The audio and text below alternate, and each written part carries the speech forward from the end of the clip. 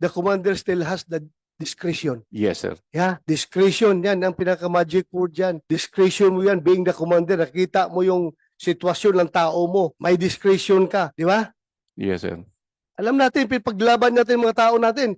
May mga tao tayo na hinaharas ng mga politiko doon sa baba. May mga tao tayo na kung ano-ano na pinagpapail na kaso. Ito, kaso talaga sa korte ha. Harassment cases dahil nga, ako mismo, may mga kaso ako noon na harassment cases from politicians because hindi ako nag-give in sa kanilang kagustuhan, sa kanilang pansariling kagustuhan. Hindi ako nag-give in. Kinasuhan ako. Pero at least ang PNP namin noon ay hindi ako pinutulan ng sweldo. May kaso nga ako eh.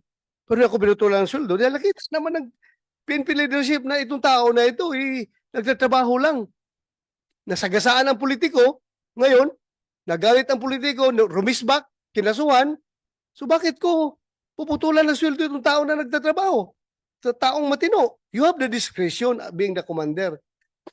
And your discretion, using your discretion, you should consider always accomplishment of the mission and welfare of your men. Yung pagpuputol yun ng sweldo kay Grijaldo, what mission have you accomplished? Meron kayo mission na na-accomplish doon? Wala.